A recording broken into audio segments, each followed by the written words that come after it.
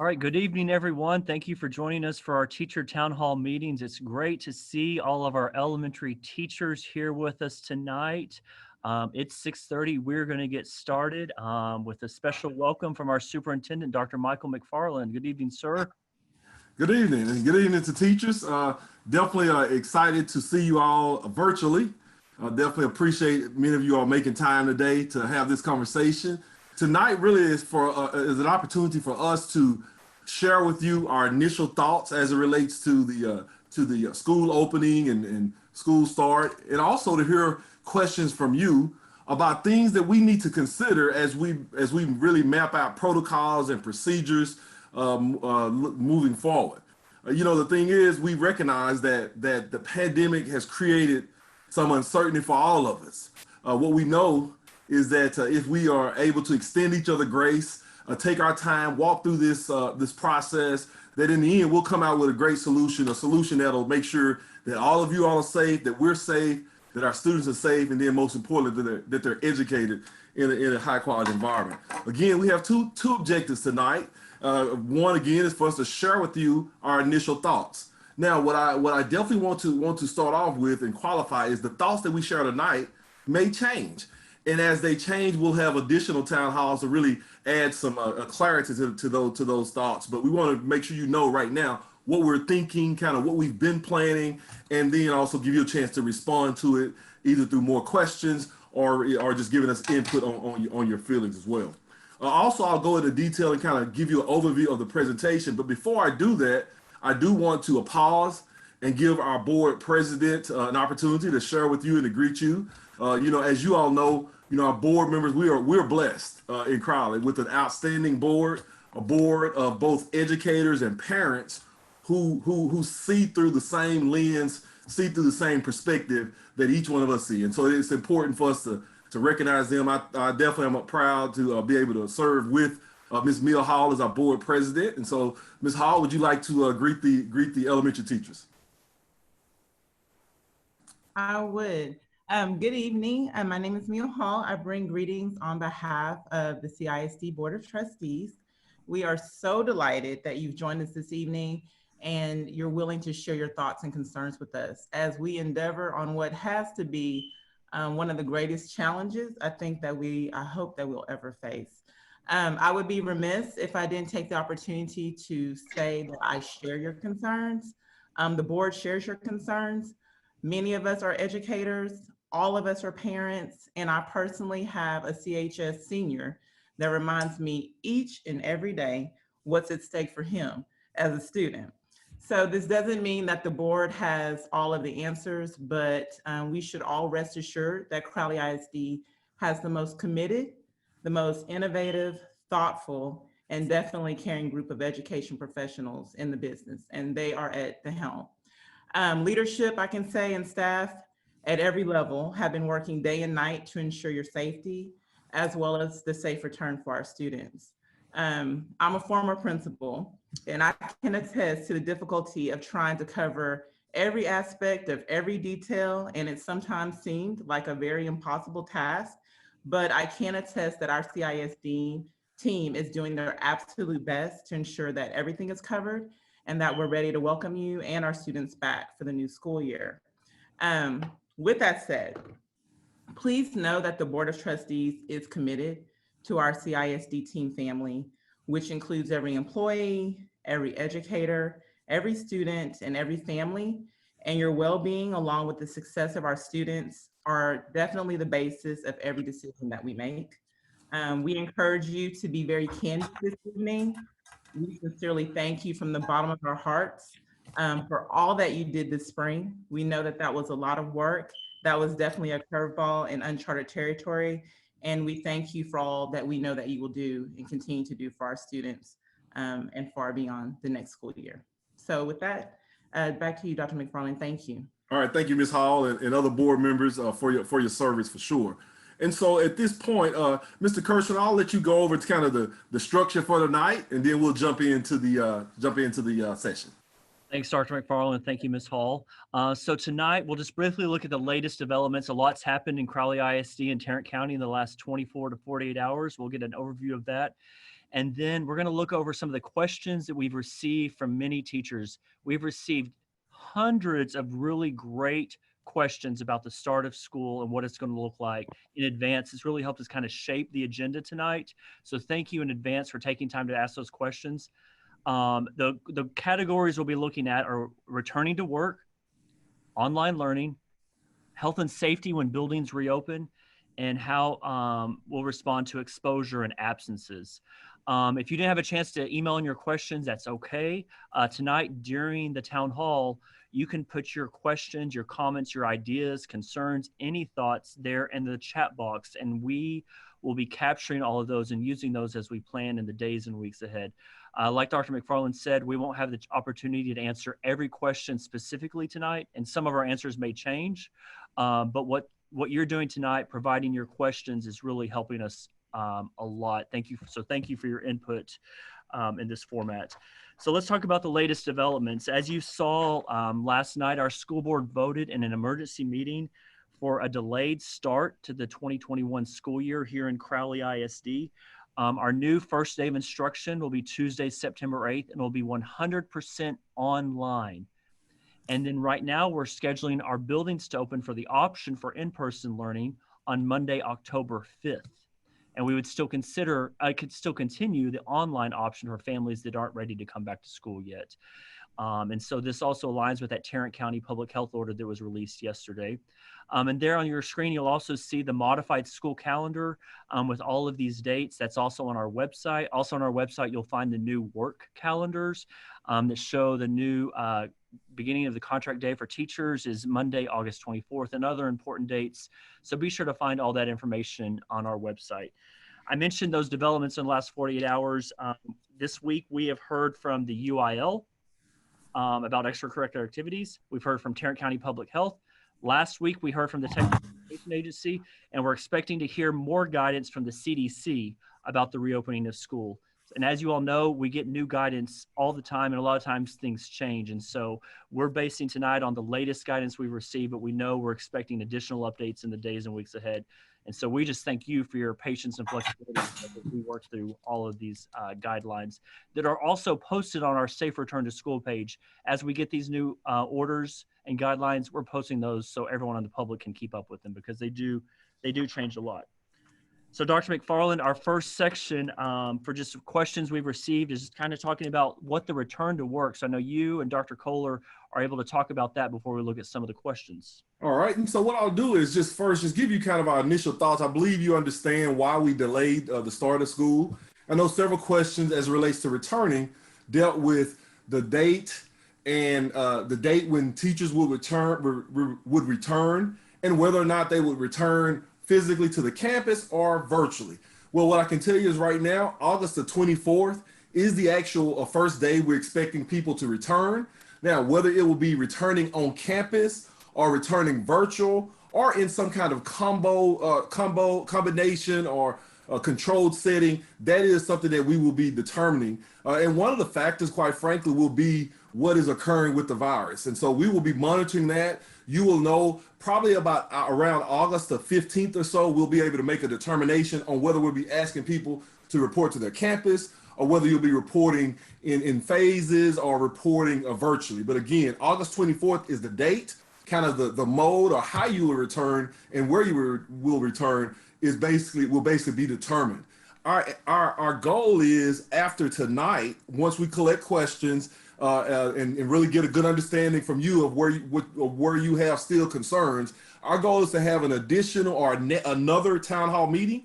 And at that town hall meeting, our goal is to actually give you answers to the questions that has been posed or the questions that's pending. One of the questions here that you've mentioned, this is a pending question, one that we will answer, whether it'll be on site or virtual or a combination. You'll find that out around August the 15th. Again, we definitely know that whether we're virtual or online or face to face, we know that there's going to be prep time that's needed for your classroom. One of the questions was, if I am teaching virtually, will I have to teach from the building, or can I teach from an alternative location, my home, or another place? Again, that's another area where we are evaluating and considering what's the best option. our initial thoughts about that is that you will have to return to the campus, to the building, in order to deliver the virtual instruction. Now, what we do recognize is that in some cases we know that teachers have children that you're taking care of and others, and so we are in the process right now of discussing how we would accommodate that, whether it be helping to provide space for your children on the campus or in some other format, making some other kind of accommodation. But our initial thoughts are that we will provide virtual instruction from the classroom, because what we do know is there are things that you'll have in your classroom that simply may not be available at home, and so we know that we want to do that. And so so we need to prepare for virtual instruction being delivered from the campus, and that modifications and accommodations will be made in some form or fashion for teachers and for your children if you're required to be able to service them during that time. Again, as we have talked about the entry part, remember we are entering virtual learning on September 8th. We are entering face-to-face on October 5th. And so as we go throughout the next couple of weeks, we'll be really refining our protocols for what on-campus learning will look like, for appropriate screening and other actions that we know will be taken. But again, we still have some time with that, and we plan to address those things. But I do want to let you know about, as it relates to returning to work, we are anticipating returning on August 24th, and we are also anticipating that you will have access to your classroom during that time. Thank you, Dr. McFarland. Some other questions regarding the return to work is, if the COVID-19 numbers continue to increase, would the district consider extending the 100% online instruction past October 5th? And then what data will be using to guide these decisions both now and in the future? Well, the answer to the first question is absolutely. The commissioner gave us the ability to actually extend face-to-face for 4 weeks, which we took that opportunity first. But then we can extend for an additional 4 weeks, provided we file a waiver, board take action, and that's approved. And so what will guide that decision, quite frankly, will be the numbers. We'll be looking at the infection rate. We'll be looking at or listening to direction from our health department. And basically our direction will come directly from the health department as it relates to numbers and closures, as it relates to whether we need to take additional precautions. That information will be coming from the CDC. But the answer to the first question is that is a possibility. If we're having to extend past October 5th, then the November 2nd is the next date that it could be. So 8 weeks from the September 8th date would be actually November 2nd. And so at this point, those are two possible options. As it relates to the November 7th, what we have set internally is a September 18th kind of date for us to make a decision on whether October 5th works or whether we need to move forward with the November 2nd. Again, we'll be monitoring the numbers closely, and those are numbers of infections. Also, really numbers of infections, numbers of new cases in this area is really what we'll be watching very closely. Absolutely. And Dr. McFarland, one thing, you mentioned the Tarrant County Public Health Department, and back in the spring, that was the entity that decided that all Tarrant County schools needed to remain closed after spring break. This week, they were the entity that made that decision for the start of school. And so we're in constant communication with them daily, and they've really made some smart decisions, putting health and safety first. So that's helped us as a Tarrant County community to all be on the same page. All right, so our next section of questions has to do with online learning and how it'll work. Dr. McFarland. So as it relates to online learning, we have had several teams that have been working really diligently on online learning. We know that during the spring, we had a version of online learning, several phases of it, and we're definitely feeling like when we start this fall, that we will be able to learn from the challenges that we had during the spring and also from the successes that we had during the spring. Mr. Keith has been leading that effort, and so Mr. Keith will talk to you about our online learning framework, and so we'll definitely welcome input in this situation, in this section. Mr. Keith. Thank you, Dr. McFarland. Good evening, everyone. I do just want to start by saying thank you for the work that you did in the spring. I think it is so important to highlight how hard you worked, how much energy you put into moving your instruction online, and how committed you were to making sure that students kept learning even when we had to move to emergency learning. So I just want to say thank you for that. I know it was no small task on your end of things, and I have nothing but respect for Crowley ISD teachers and the work that we do together. So thank you for that. The questions around online learning really tend to center on a few things. And one of the first questions that we're getting about what does that look like in the fall centers around two words that I'm sure that we have all heard. And those words are synchronous and asynchronous. And so the question is, what will fall online learning look like? You know, in the spring, when we shifted to an emergency closure, we functioned sort of around an asynchronous model where students could complete the work on their own time, but then you as teachers, you would have office hours or you would make yourself available by Zoom to assist your students, right? But it wasn't necessarily direct instruction in a lot of those cases.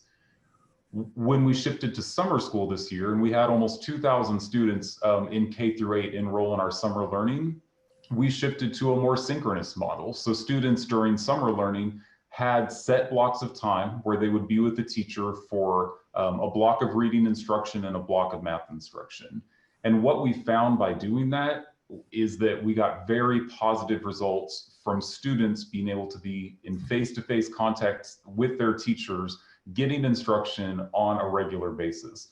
So as we shift into online learning starting on September 8th, it will really be a blend. There will be a large amount of synchronous instruction where you're delivering instruction to your students via Zoom, where you're using Zoom breakout rooms to pull small groups and letting them collaborate. But there will also be situations where you will post assignments that students complete on their own time. The way that we're submitting our virtual learning plan to TEA really gives us the flexibility to do that, where we can have students follow a schedule of synchronous instruction, but we still have the flexibility for them to work asynchronously on their own. And so that takes us then to the Crowley Virtual Learning Academy. So we know everyone starts virtually on September 8th, but assuming we're back to school face-to-face on October 5th, we really see our students split into two different tracks. You have one group coming back for in-person instruction, and then you have your other group who is receiving virtual instruction full-time. Those are our Crowley Virtual Learning Academy students. And so the way that the Virtual Learning Academy will look is very similar to how virtual learning looks at the beginning of the year. We'll just extend that into the school year. And then as we're looking at curriculum, we want to ensure that no matter which path students are on, they are receiving a guaranteed and viable curriculum, whether it's online or whether it's in person. So as we're looking at curriculum, we're looking at pacing guides, we're going to use the work that you have done in our Power Standards committees this summer to make sure that we're identifying the most essential content to make sure students receive that synchronously and in face-to-face instruction as much as possible, and then using those curricular resources to address those other standards. So that's just a quick overview of what online learning will look like and how we're leveraging some of those lessons we learned from the spring and the summer. All right, Mr. Kirshner, I'd like to go back to the return to work for a second and answer a couple of questions that I see in the chat that we may be able to answer. Okay. And then if there are questions you have relative to online learning, definitely make sure we enter those in the chat as well. The question around, there were several questions relating to the CDC, our Child Development Center for Employee Children. And as we mentioned, we will definitely be making accommodations for employees who are coming up to our building to work if we're doing the virtual from the classroom. And so we'll be giving you more information about our plans with CDC. But I know that we're working on that and thinking through what the order says, what the county commissioner's order says in relation to having people up at the building during that time. So if that's available, we'll definitely be working through that. Yes. Thank you, sir. So now also on online learning, there's some questions about how online teachers will be selected and they're choosing to teach online or in person. And Dr. Kohler was prepared to answer some of these questions and talk through this. Thank you, Mr. Kirchner. Well, good evening to all of you. It's great to see all of you. I would say first, it's important to remember that all our teachers will be online teachers through at least October the 5th. But we are working with Mr. Keith and the CNI team to develop the process for teachers who are interested in an assignment to the Virtual Learning Academy. That will involve some sort of an application and some type of a performance-based task or criteria. Obviously, teachers who are assigned to the Virtual Learning Academy need to be comfortable with technology and using it to deliver high quality instruction. The question about teachers with health risks choosing to teach online, of course, any teacher, including those with health risks, can apply and be considered for an assignment in the Virtual Learning Academy. And again, we're developing that process. It's also possible a teacher could be assigned to the Virtual Learning Academy based on a serious underlying medical condition that places them at high risk for COVID. And then the question about will everyone have a job when this is over? I don't know when it will be over, but I think it's important to remember that even when we have students and teachers who can report back to the school building, we will have families that choose to remain in the Virtual Learning Academy. So our staff will all have jobs, but the ability to be flexible is going to be critical because the duties that you have may look different over the course of the year, because ultimately we have to ensure that all the roles and responsibilities associated with operating schools in either the face-to-face or the virtual environment are covered. Thank you, Dr. Kohler. We also have a question about special training to equip online teachers to be effective teachers online. All right, Ms. Allen, would you address that question from a professional development standpoint? Absolutely. Good evening, everybody. Good to see you all virtually tonight. We do have a professional development plan that will begin when everyone returns on August 24th, and we're going to focus on instructional tools that will help you deliver that online instruction. We'll be focusing on SEL tools that you can use in that, communication tools. We'll also be covering the new grading guidelines that'll be on for the online learning, and then attendance guidelines as well. So we'll really be looking at the whole picture and then giving teachers the tools and the professional development that it'll take to make sure that you're successful and our kids are successful out there. Thank you, Ms. Allen. Some other questions that were submitted in advance. We're also getting some great questions over in the group chat that we're monitoring. Will we take student attendance during online learning? And how will that work? Mr. Keith? It is. Or, I'm sorry. Go ahead. Go ahead, Ms. Allen, if you can address that. Go ahead. Okay. Well, I was going to say, I know that when we do our professional development, when we return, we are going to have a whole section on exactly what this looks like and exactly the tools that we'll use to do that. I'm not sure if Mr. Keith wants to talk about specifics with that, but I know that that's part of what we'll be covering in our professional development back to school piece. Right, absolutely. So the state's given us some guidelines on how we'll take attendance for online learning, and that will definitely be a part of back to school PD. Thank you both. We have another question about how will paraprofessionals be used to assist with online learning?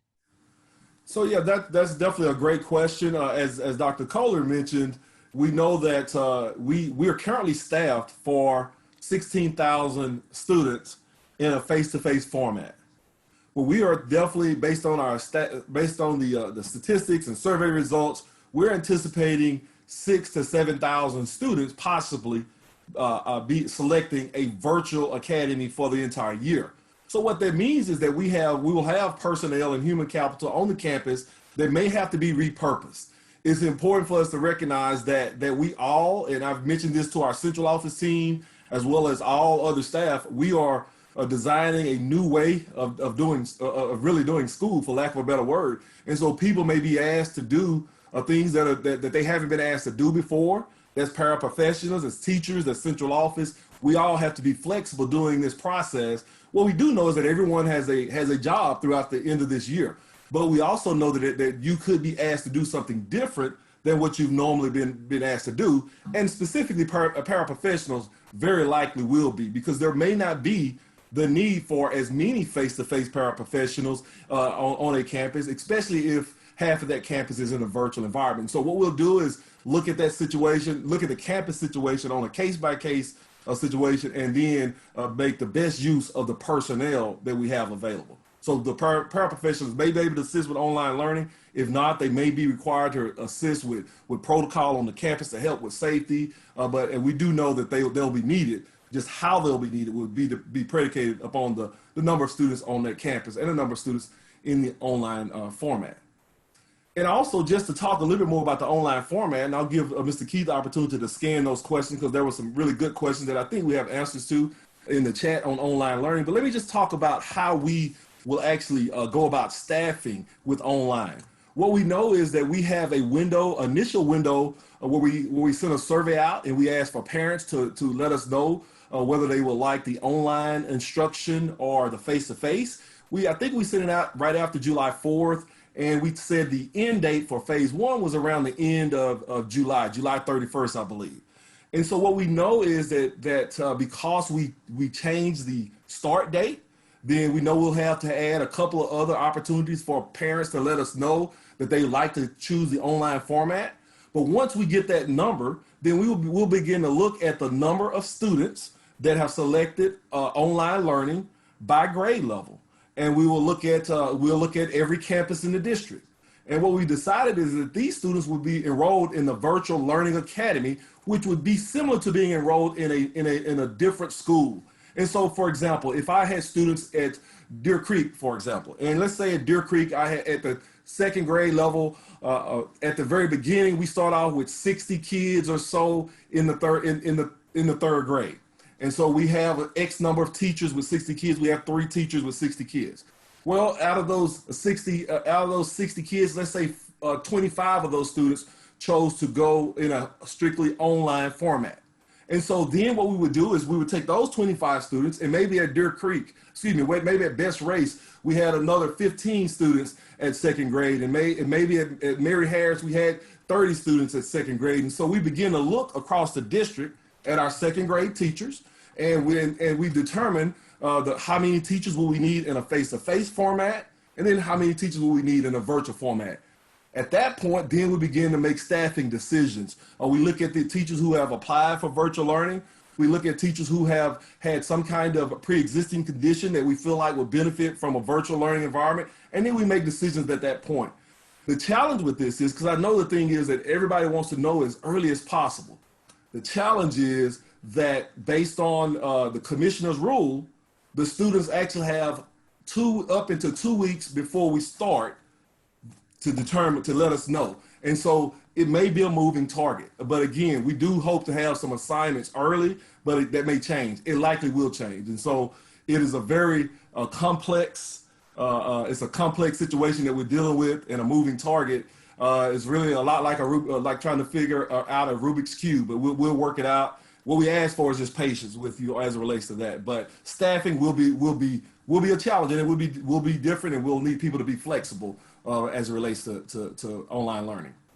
Keith, do you have any questions that you saw that you felt like you could address? Yeah, absolutely. So I think I can group a lot of these into probably 4 kind of big buckets. One of the first questions that was in there was about who designs the virtual learning lessons. We know that in the spring, those came from a group of lead teachers in that team, but this will be different. These are teacher design lessons. These are using district resources. You will design the lessons for your students. We believe that that's very important so that you can meet the needs of your individual students to be able to do that based on the training provided by the district. Another question is, when teachers return face-to-face, will they be just teaching virtual, or will they be teaching virtual plus face-to-face, or just face-to-face? And the question is, it depends. And it depends on a lot of different things. It depends on how many students select a face-to-face versus virtual option. It depends on the number of teachers who teach in that particular area. And so that's a question that is a challenge to answer at this time, and we'll definitely be providing more information as we get closer. The third kind of big bucket here was about the learning platform for younger students. So we did use Google Classroom for pre-K through second, or for all grade levels in the spring. We'll be shifting to Seesaw, definitely for pre-K through second, if not pre-K through 5. We know that's a user-friendlier platform for our younger students. So if you want to get a head start on things, start taking a look at that now, mastering that particular tool. And then there was a question about teaching a full class versus small groups at one time virtually. So we are working on those schedules. Students will follow a set schedule daily. And one nice thing about a virtual learning environment is that it may give us the flexibility to rotate groups of 5 to 7 students through, so you can work with them individually while the other students in the class are working asynchronously. So that's something that we'll look at as we continue to develop those daily schedules. All right, thanks, Mr. Keith. We've had some other questions be submitted regarding online learning and substitute teachers. Let's say an online teacher is sick or needs to take a day off. How will subs work for that?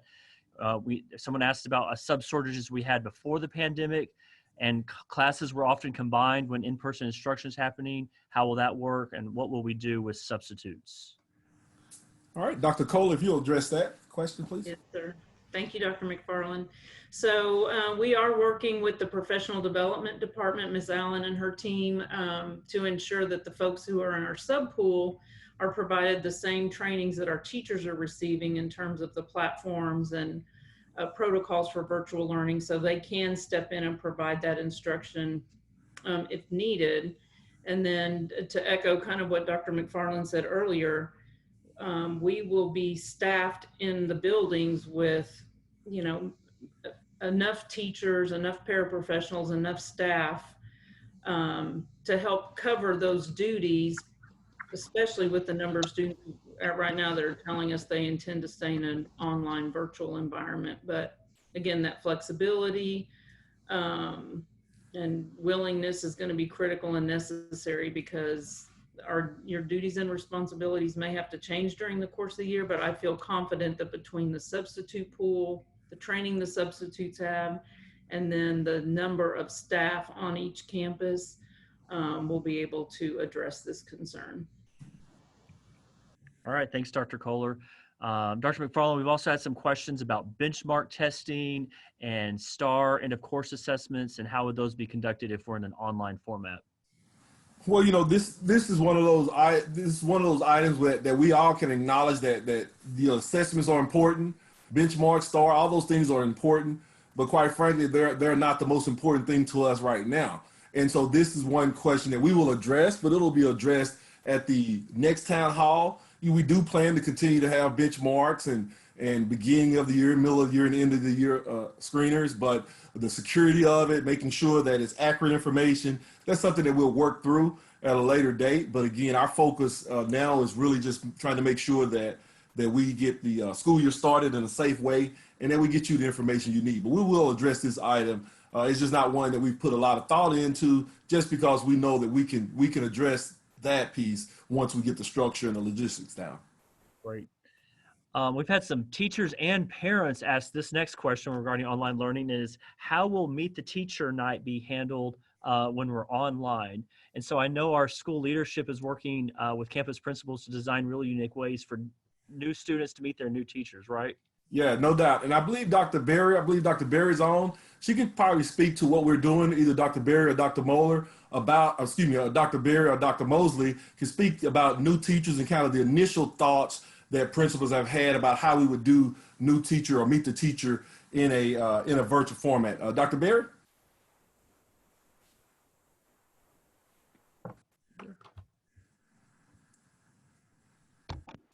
You may be on mute if you're on. You're speaking. So she's not on, basically with new teacher, we'll be handling new teacher, excuse me, I can say new teacher, but meet the teacher will be handled in a virtual format for sure. Of course, we want to be safe as possible. We have to think of new creative and innovative ways to do the meet the teacher. We do know that it's still necessary. I know several principals have talked about how they could do it, but again, it will not be in a face-to-face format. We will limit face-to-face interactions as much as possible. However, we do know that's necessary. Right. Dr. McFarland, I think one thing we've talked about in our communication to families, but we haven't touched on yet tonight, is how important it is that every student is equipped with a device for online learning. Last year in the spring, we were able to provide those for every household, but that meant siblings were sharing. But we are investing in additional devices, and we'll begin distributing those in August to all students in Crowley ISD. Yeah, no doubt. We're definitely excited about that. One of the reasons why we delayed, quite frankly, the start of the year is we wanted to make sure that every student had a device, not just every home, but every student. In the spring, we made sure every home had a device as much as we could. In the fall, we want to be able to guarantee that every student has a device. And so the board has taken some strong action and allowed us to purchase additional devices and lease additional devices to make sure that we can do that. Again, from the early part of August all the way through to the latter part of September, we will be issuing devices to students. And our goal is to make sure that by September 8th, all students have a device. We're excited about that. That will definitely help us, we believe. Right.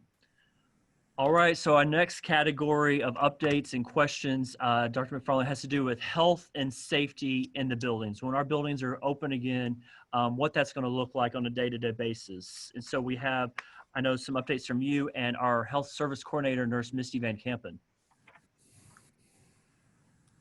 Nurse Misty, are you with us? Yes, I am. Sorry, I was on mute.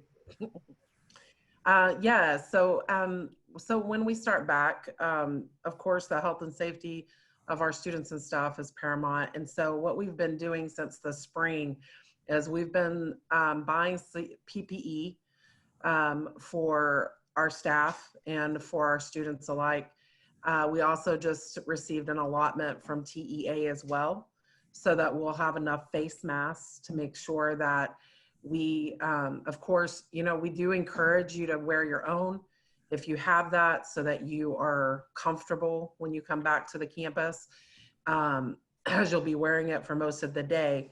But for those students or for people who may need a new one throughout the day, because that'll be in part of that training, we want to make certain that you have those available. And so every teacher will have a kit for their classroom, which will include hand sanitization, gloves, masks, and they'll also have wipes available to help sanitize certain common areas, doorknobs, things like that. So we'll also, when you walk into the building will really speak to you, because we'll have signage everywhere about social distancing, wearing the mask, things of that nature. We'll also have hand sanitization stations, is what they call them, at every entry point, as well as in all the common areas. So it'll be, I hope it will be practice that in your transition periods to specials, to lunch, things like that, you would just, everybody hand sanitize before they go and when they come back. And that would just be a part of your routine, if you will. And so we will have those available everywhere, so that if you have a kid that's messing with their mask or something, you can have them sanitize in the library or what have you. And then I think we have, we'll also have temperature checks. And I know that there was a question posed, Anthony, about would there be a thermometer? Would teachers have thermometers? So we're still very much looking at what all of that looks like for the day, but we are looking at temperature checks in the morning in that first period class. And so, what that would look like, every teacher, we have enough thermometers that every teacher on the campus would have a thermometer available to them in their classroom. and we'd be able to, and as far as all the cleaning and disinfecting and things like that, Mr. Reeves would be the better person to talk to about those things. Dr. McFarland? Yeah, so again, as Nurse Van Kampen have shared, we definitely are still in the process of working through these protocols.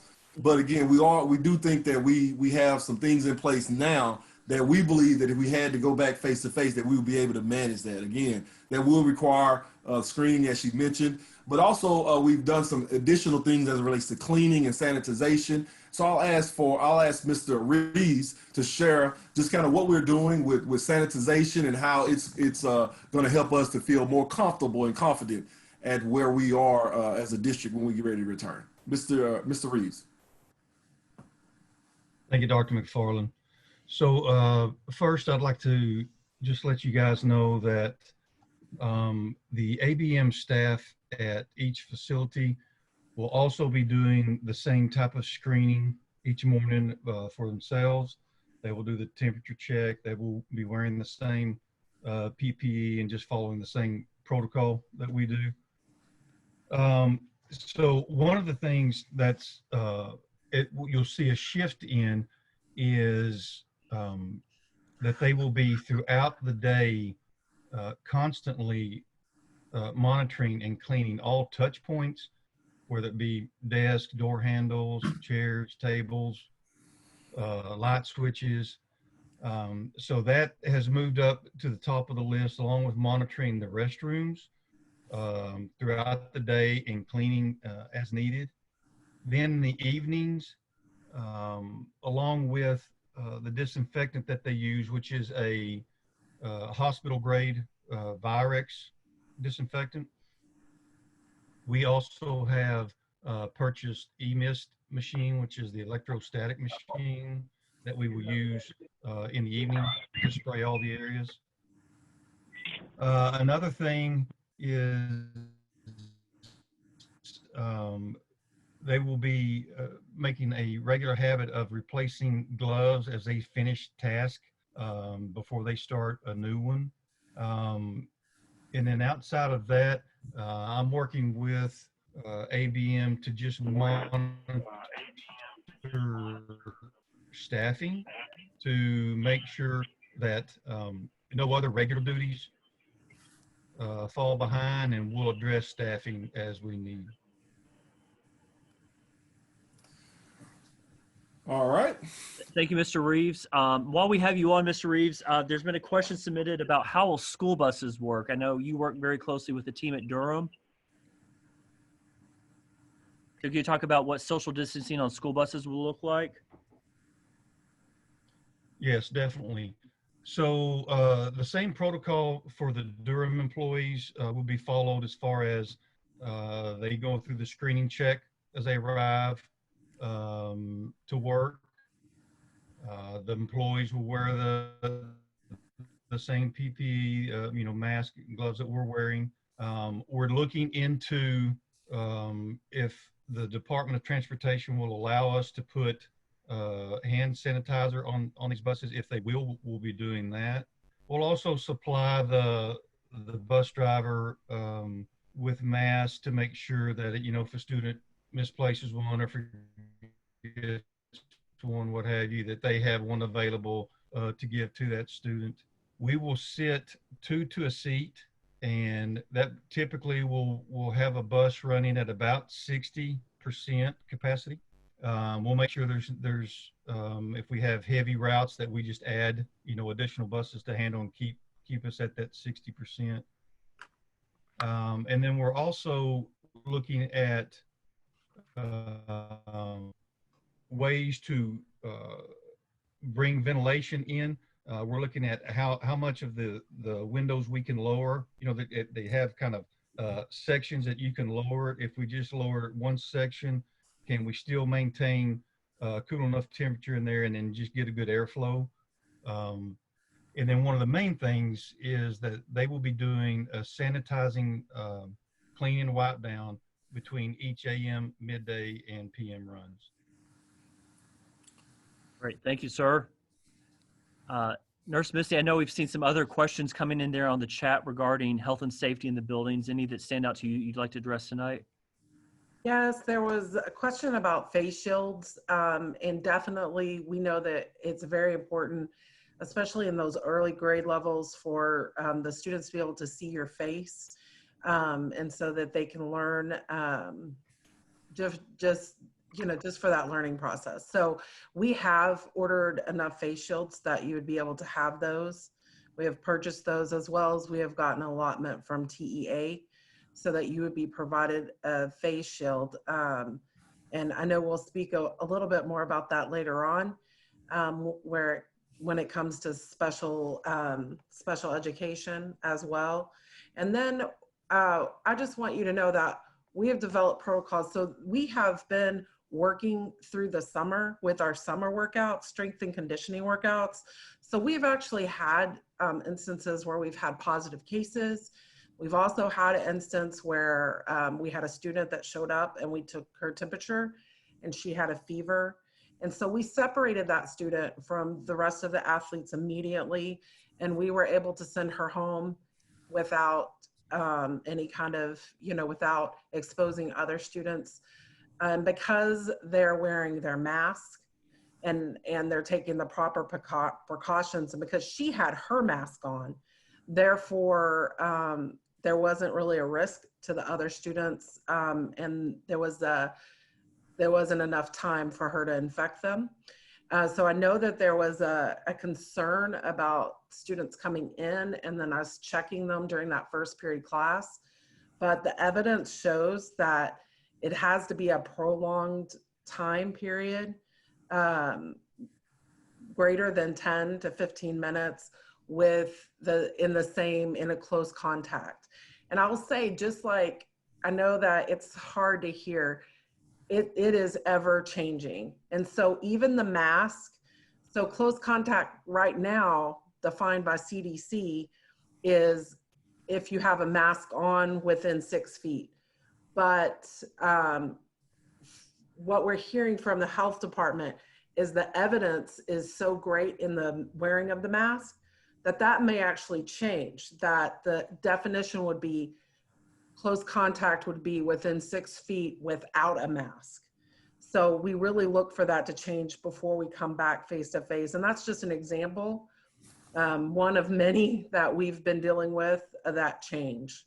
So I just want to assure you guys that we'll have protocols in place where if a student arrives with a temperature, it will be handled swiftly and efficiently. And so also, Mr. Kirsten, I think just looking at the questions in the chat, I think going through a day in the life may be a good idea right now. And so what I like to do is just walk you through our initial thoughts as it relates to the day in the life of a student. And as we get to points in that day where you have questions, teachers, please send those questions in on the chat. But we'll walk you through a day in the life. So we have a student. We have a student. Jamie is my student. Jamie is actually a 3rd grade student at Parkway.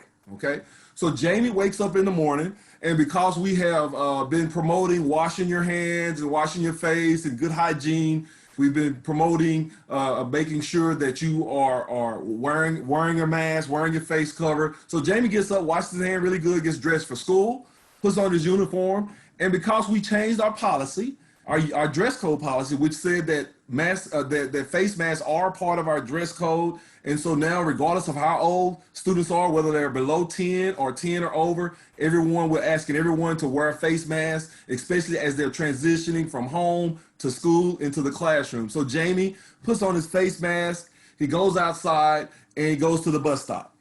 So Jamie's at the bus stop with his other friends with his face mask on, waiting on the bus. The bus arrives. And when the bus arrives, as the bus drive up, all the windows on the bus are down because the weather is permissible, and so the windows are down to increase circulation on the bus. The bus driver has a mask on. We also have sanitation equipment on the bus, assuming that we've gotten approval for that. But the Jamie attempts to get on the bus. He gets on the bus. The bus driver checks him for his face mask. There was some consideration about having the temperature checked at that point, but we decided we wanted bus drivers focused on driving the bus and also helping us with the mask. However, so Jamie has his mask on, but Jamie's sister doesn't have a mask. And so the bus driver has a stash of masks on the bus, a box of masks there. And so he reaches down, gives the sister a mask, and we get on the bus. So they get on the bus and they're walking down and trying to find a place to sit. Well, as you know, we said that no bus will be over 60% capacity. And so we know that at Parkway, we had several buses that are way over 60% or several buses that were extremely packed. And so we have actually assigned additional buses to those routes where we have a lot of students that are going to the same location. So we have additional routes in those places. But on Jamie's bus, we have indicated where to sit on the bus. And so we've created some kind of slogan like, don't catch a hex and sit on the X, or don't catch a hex and sit on Rex. So we have this Rex dinosaur with a big X telling Jamie not to sit on the Rex or not to sit on the X. And so anyway, they don't sit on the X, but they sit and they space as much as we can on the bus, and they move on to the bus. And so, get on the bus, and then they move on to school. So they arrive at school, and every campus has have identified what we call a pandemic response team. On that team is a principal, assistant principal, counselor, a teacher, a paraprofessional, cafeteria worker, and a custodian. On every campus in the district, there will be a pandemic response team that will be trained during the month of August, and the pandemic response team will be responsible for modifying the protocols that we set in the district to meet that campus, because Parkway's protocol may be slightly different than Mary Harris's, and Mary Harris's may be slightly different than June Davis's. But every campus will have a pandemic response team, and they're responsible for creating those protocols. One of the key protocols is when a student gets off a bus, then they need to enter the building, because we can't have students standing around or congregating in front of the bus, but they must enter the building through what we're calling a controlled entry. Now, when they enter the building, a person is standing there, and that person is actually checking for masks. We're not taking temperatures at that point. We're simply making sure students have on a mask. Students will enter the building with the mask on, of course, maintain the social distancing, and they will go immediately to their class, to their either homeroom class, or at the elementary level, they'll go to their classroom at that point. Of course, we already are used to and familiar with breakfast in the classroom, so breakfast in the classroom will be waiting on students when they get there. But before they enter the classroom, we have purchased thermometers for every teacher in the district. And so what we'll be asking is for every teacher to simply take the student's thermometer. Their thermometer is taken first period. There's no temperature. Jamie goes on in, gets his breakfast, and sanitizes his hands, and then he takes a seat. Of course, pulls down his mask at that point and goes on and eat. Now, while eating, of course, is occurring, kids are spaced out in the classroom, because we know you can't eat with the mask on. Now, so Jamie comes on in, but Jamie's friend Mark shows up, and Mark has a mask on, but Mark has a temperature.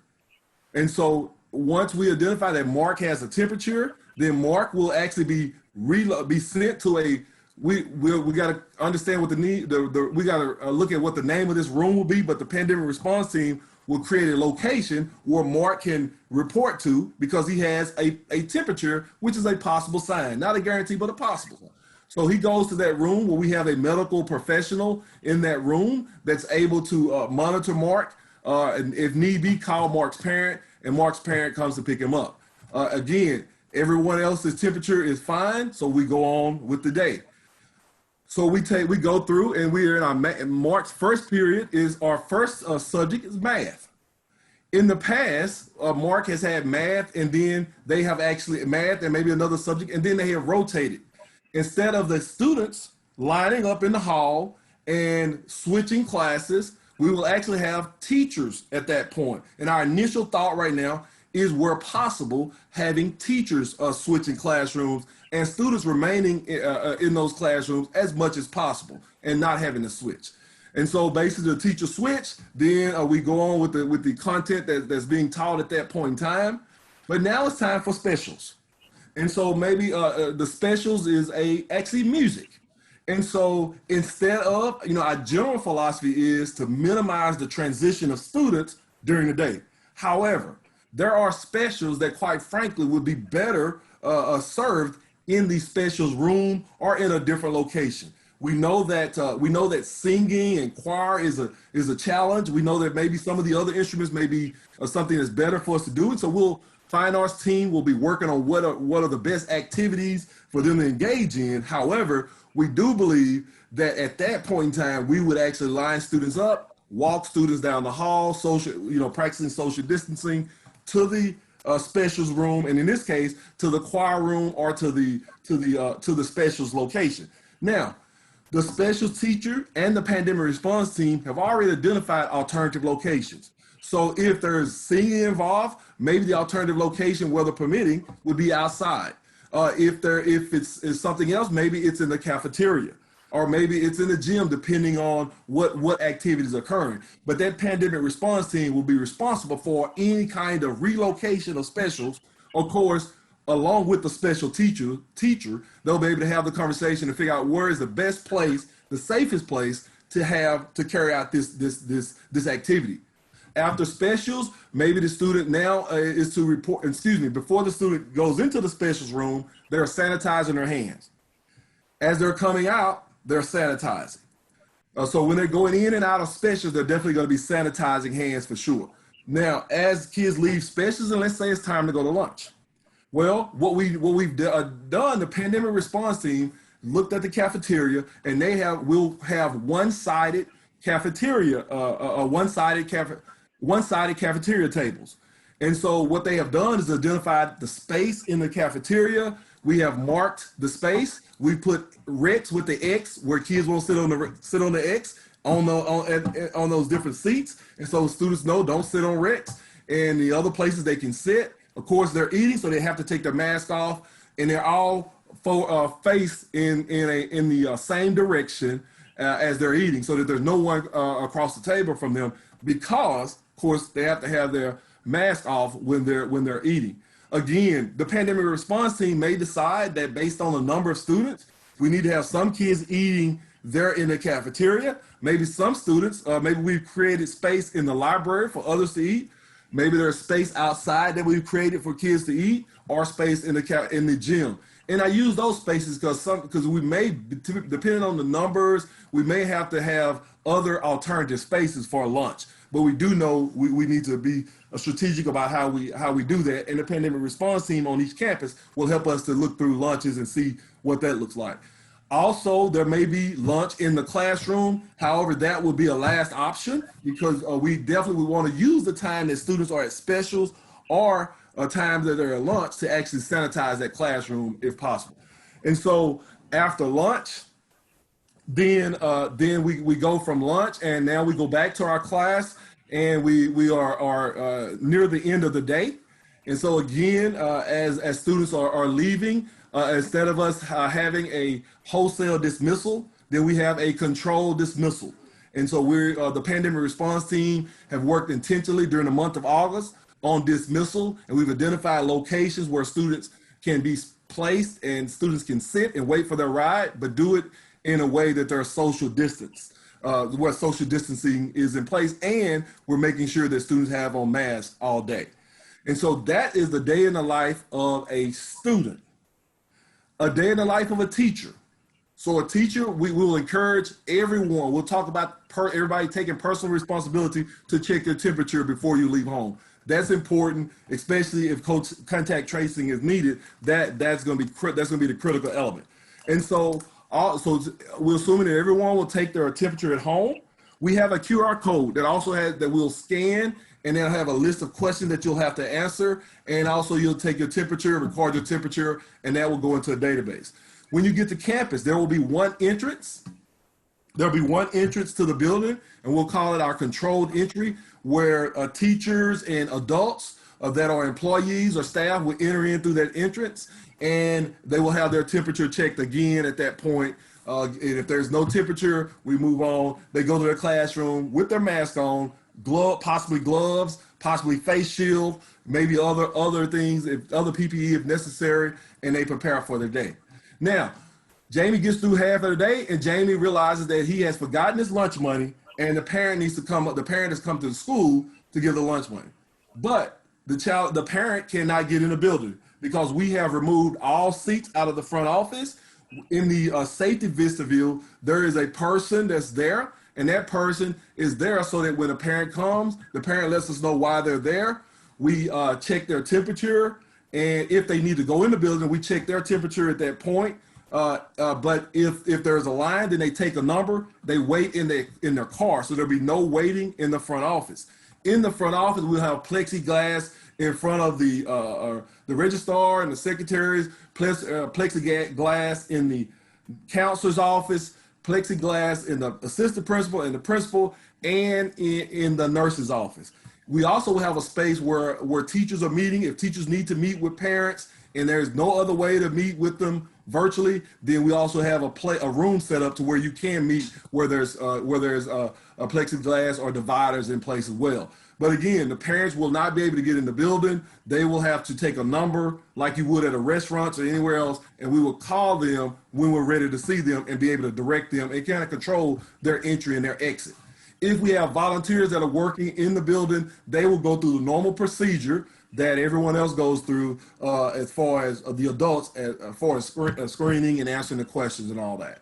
And so at the elementary level, I kind of ran through that pretty quickly, and I'm sure there are things that we may have left out. But what I share with you is our initial thoughts about the protocols and the procedures that will be in place during the day to ensure safety. So I'll stop there, Kirsten, and if you'll let me know if there are any questions you feel like we should address in the chat. Sorry, that was Dr. McFarland. That was very helpful. That addressed a lot of the questions in the chat, and the questions have been submitted in advance. Okay. And it was great hearing about Jamie. But we've also had a lot of questions asked about Johnny, who may be in special education. All right. And how does that look different for him? All right. So everything is the same for Johnny until he gets to school. And so I'll let Ms. Baptiste kind of talk a little bit about how we meet Johnny's needs and talk a little bit about what may be different for Johnny.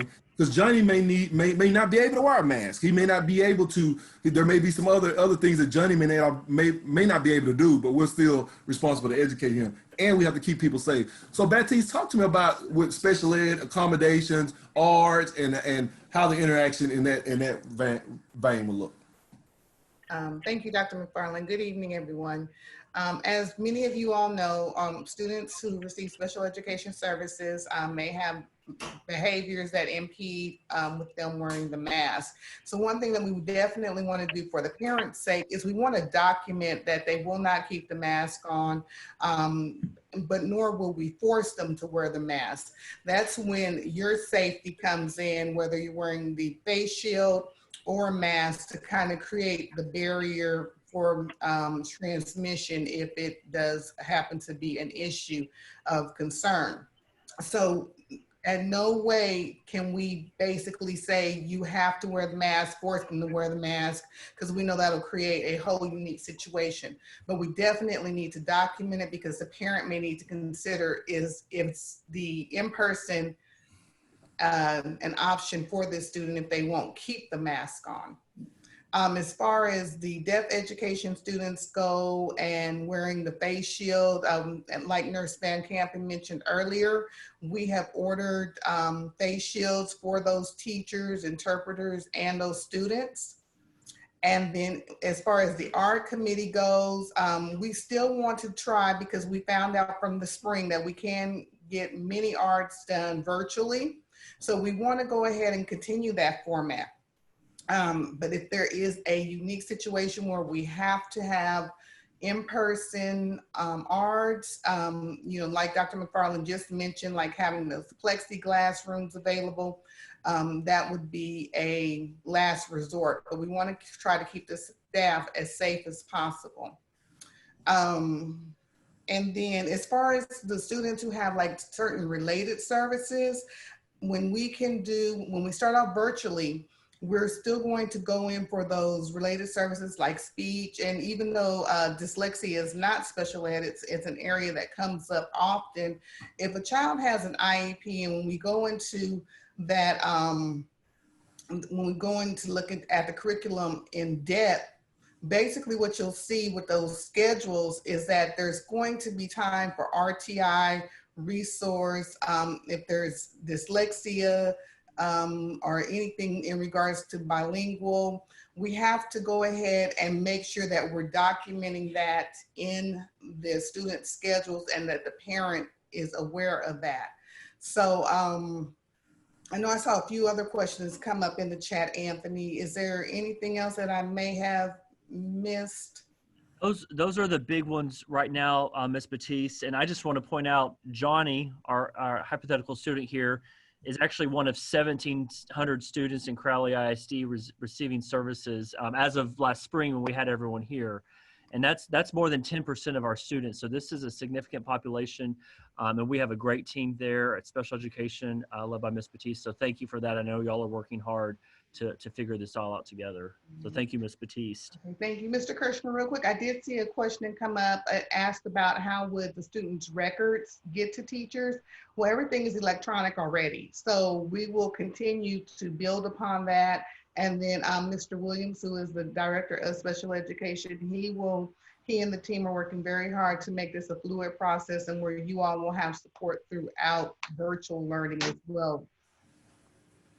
Great. Thank you so much, Ms. Batiste.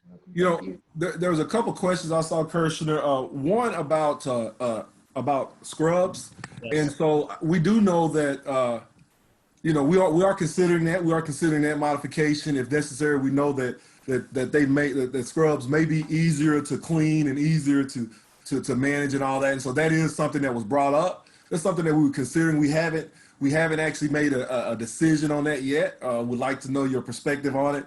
But you know, the main thing is we want people to be safe, but we also want to maintain the you know the dignity of the position, and we want to do all those things we know that make kids feel welcome and feel good about being there. You know, I you know, that was a question.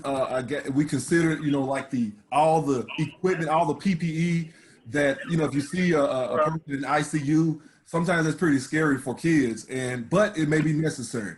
I'm not saying that we go that far, but I can tell you in that relocation room or whatever we call that room, we're going to call it something different. But we want to make sure that if we know that there's a possibility there that a person is protected that person is protected as much as we possibly can. But as far as scrubs and other PPE, you know, we do know face masks, shields, both face masks and a shield. Those are all allowable. Scrubs, maybe. We're still open on that and still open to pros and cons of that for sure. Thank you for that, Doc. We're getting a lot of feedback on that, scrubs in particular. So thank you all for sharing the input. So our final section tonight, and we're going a little over, so thank you for your time, but this next section has some important questions that we've received in it, talking about exposure and absences. And it's what happens if a teacher is exposed to COVID-19 and needs to quarantine? Will that be paid or covered leave? And will I have to use my state or local days if I'm forced to quarantine multiple times? So what I like to do, again, because as you heard Ms. Van Kampen mention earlier, we had a similar situation of a teacher or actually a coach earlier in the summer. And what we do is, as soon as we have exposure, we basically follow the protocol and guidelines given to us by Tarrant County. But Ms. Van Kampen, would you just kind of share what happened in that situation and then what we're thinking about as it relates to during the school year? Yes, sir, I will. So we had, like Dr. McFarland said, we had a coach that had an exposure over this summer workouts. And what happened is that as soon as we found out that we had a positive or that we had that exposure, we were able to notify the other coaches that were in close contact, as well as the students. And we have a notification letter. So the coach actually let her athletic coordinator know, who then in turn notified myself and the athletic director, Mr. Lincoln. And then it kind of started that ball rolling where I reach out to employee health and I'm able to, and I know that Dr. Kohler is going to go into a little bit more detail with that, but I reach out to employee health and I would reach out to you. If you were the teacher, you went to your principal and then they called me, then I would reach out to you and then I would call, notify employee health that you've had a positive test or an exposure. And that determines, so there's two different determinations on coming back. So if you've been exposed, the exposure is 14, the quarantine is 14 days. So if your spouse, or if you've been exposed to positive COVID-19, that quarantine is for 14 days. If you have COVID, if you're COVID positive, or if you've been COVID positive, that's different. If you have a lab confirmed test, that is, you have to, or if you have symptoms of COVID but haven't tested, we assume you're COVID positive unless otherwise noted. And that would mean that you need to be at least 3 days fever free, although that's something that may be changing soon because of CDC guidelines, and that you have and that the individual has improvement in symptoms, your cough, body aches, all of those things, because we know there's more than just the cough with COVID-19. And it's been at least 10 days since the onset of your symptoms. Those are the 3 criteria that have to be met in order for you to return to work. And so with this particular case, it was COVID positive.